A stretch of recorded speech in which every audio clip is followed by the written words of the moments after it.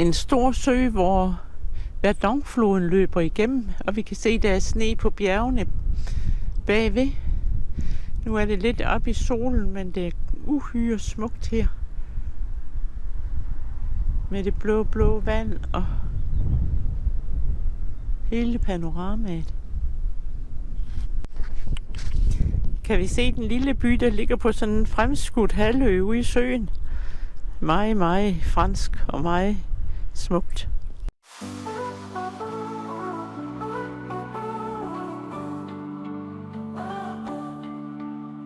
Vi elsker at køre i vores bobil til Norge gennem bjerg og fjord.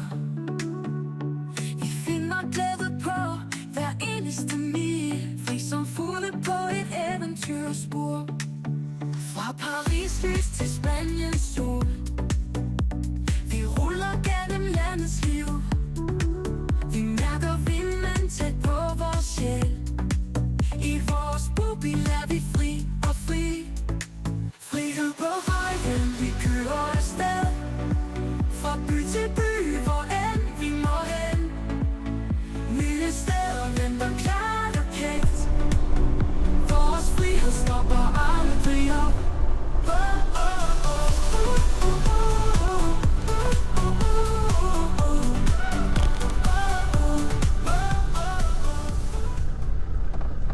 Høje bjerge og dybe søer. Og mange hårnålesving. Og her ser vi Lac de Sainte-Croix, en sø i Verdon Nationalpark.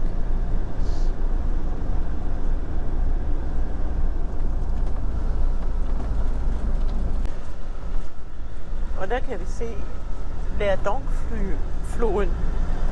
Verdonfloden, den løber dybt under os.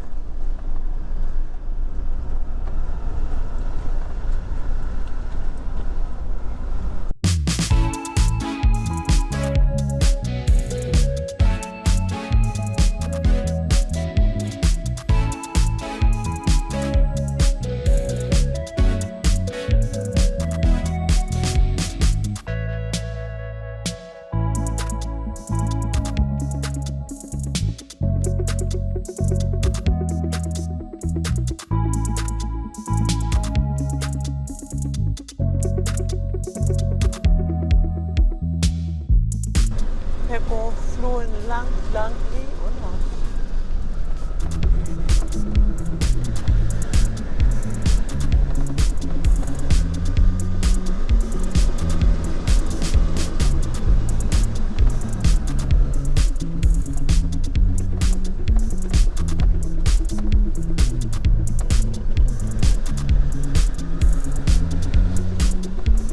Og vejen er ganske smalle og ganske snoede.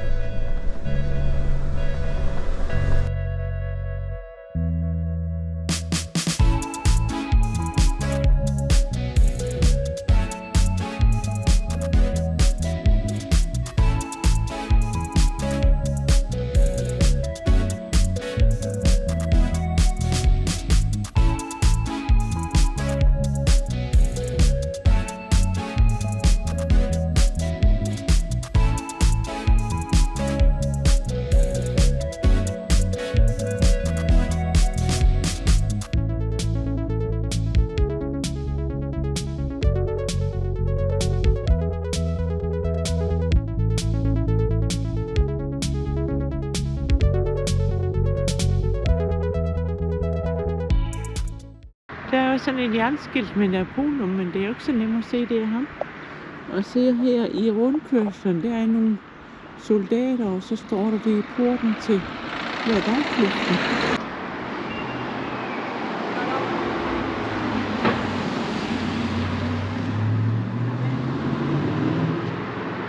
Så er der porten ind til den gamle by og de smalle gader.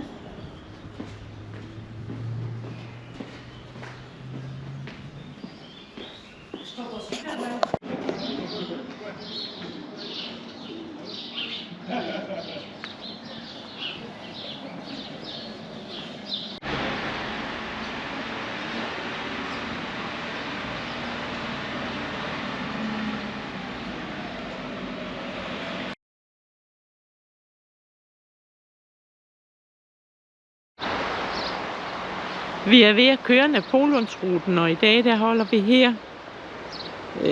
Det vil sige, at vi kører om lidt, men her holder vi at have utroligt smukt sammen med en masse andre autocampere. Men vi holder lige her ved den her flod, som her nu med B.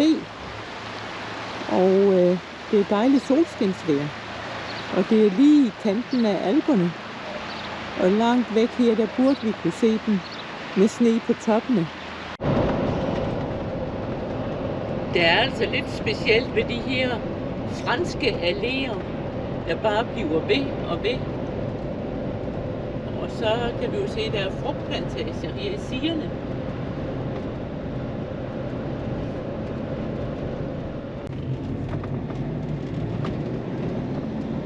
Der er noget byggeri op ad fjeldsiden her.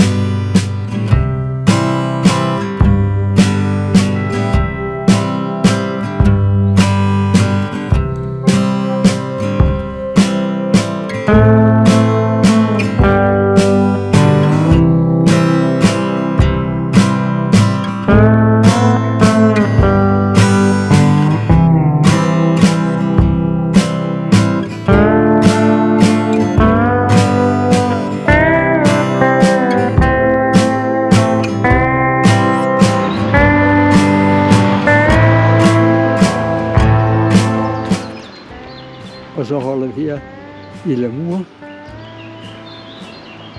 hvor vejret endelig er blevet nogenlunde. Med en lille flod, eller hvad vi skal kalde det, her ved siden af, som vi skal høre på hele natten, men det går nok.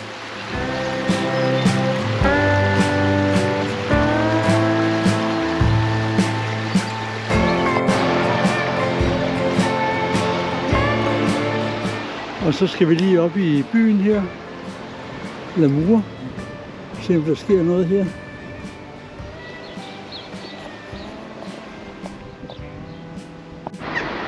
Og så er der lige hotellet i byen.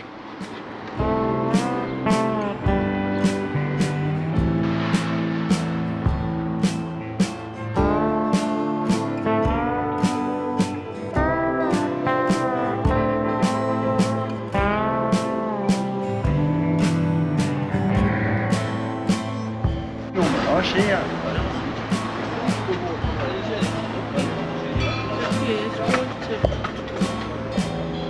Så sidder vi her og sveder træn, sådan set.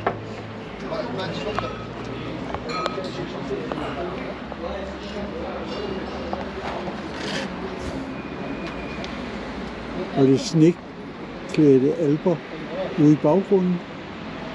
Det er cirka 20 grader her.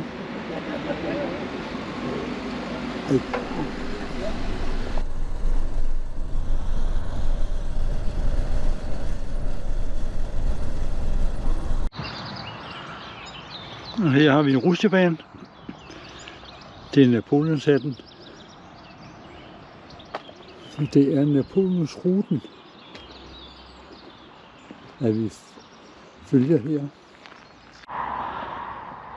Og her er så et kig ud over søen Lafroy, som Napoleon gik eller red forbi i starten af 1800.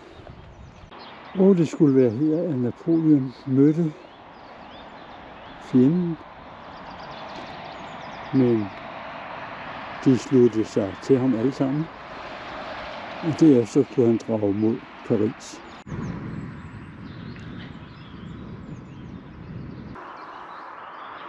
Og så er det statuen af Napoleon på hest.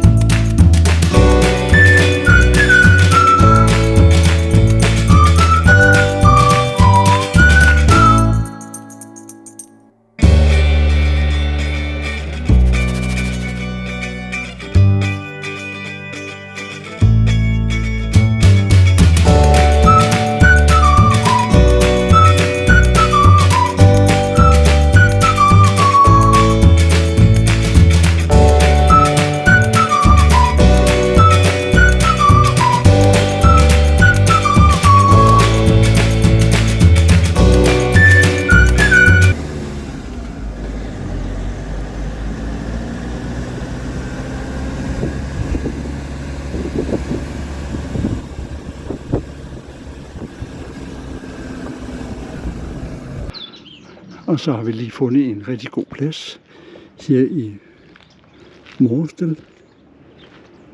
Lige ud til vandet. Det er stille vejr.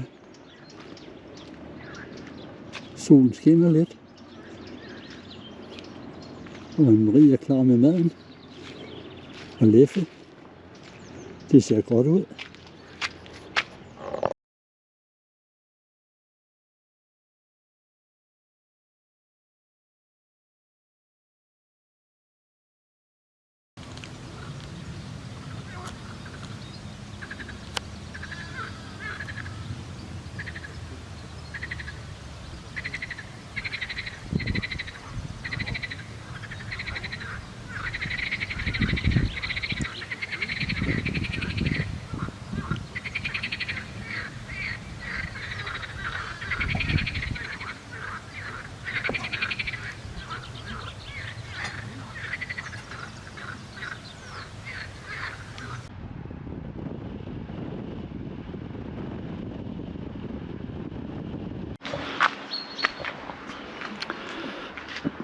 Og så holder vi lige her i en lille by. Mesnay. Sådan lidt sydøst for Dijon. Vejret er rimelig godt. Nu skal vi lige have kaffen. Der er allerede en, der er ved at stjæle noget sol.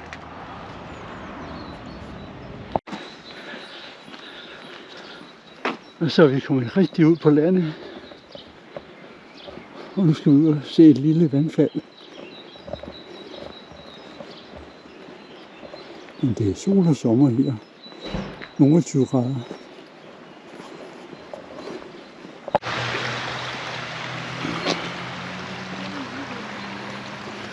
Vandet løber stille og roligt.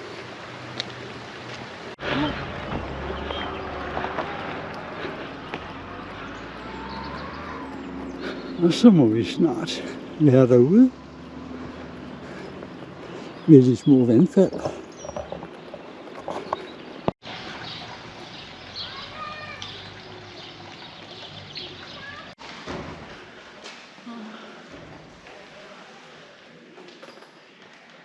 Det er lidt fugsk. Ja.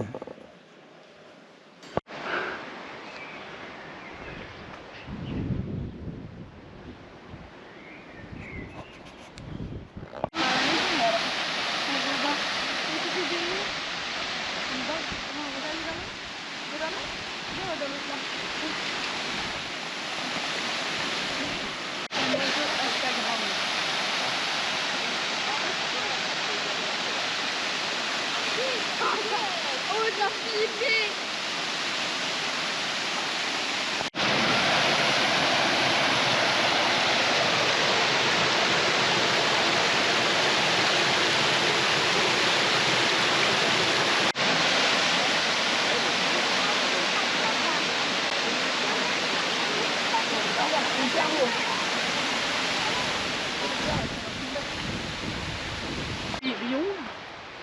Jeg tror lige, det er det, jeg vil have det.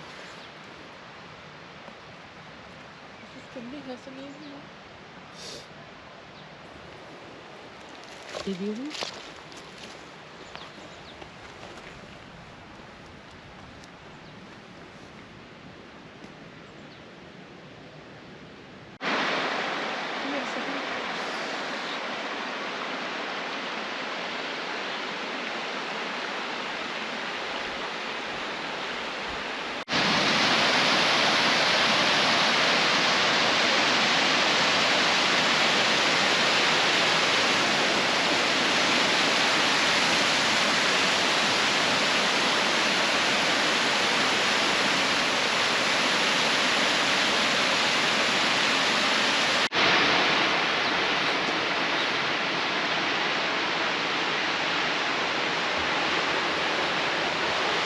Der står en hejre, men det er nok en figur af en hejre, tror jeg.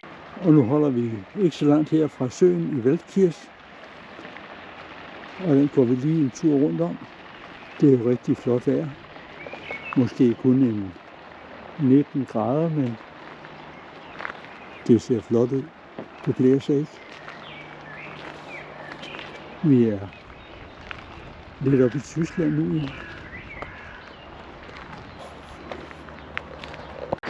Og så er vi rigtig på vandringen igen. Bare en lille vandring. Men det er også hårdt. Man kan se dernede fra, når vi lige kommer op. Det er stejlt.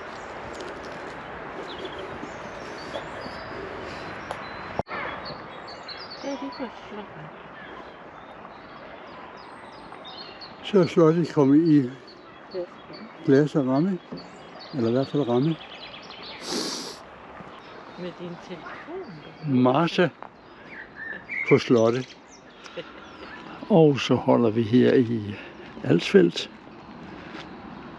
Tirsdag den 8. april. Men ja, vi har lige lavet kaffe. Det er faktisk meget godt vejr. Og om 3 dage, så er vi hjemme. Så er der faktisk gået 11 uger. Og så har vi lige tårnet i Alsfeldt. Jeg ved ikke, om vi kan komme ind i det. Og så skal vi ud og se på bindingsværkhus. Så er der bindingsværk og ja, spåner. Det er noget arbejde at få lavet det der.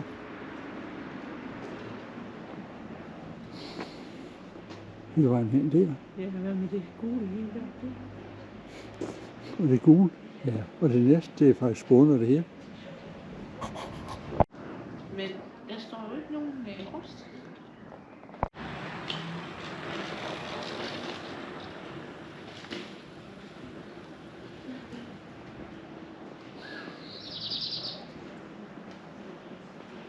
Og det her er lidt nyere, 2007.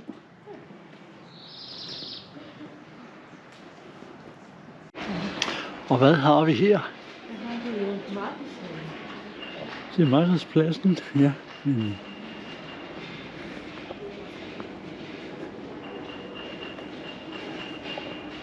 Vi må lige over og se til kirken.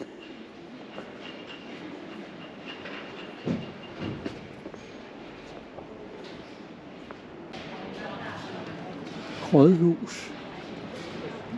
Tidligere markedsplads ned under. Bygget i 1512 til 16.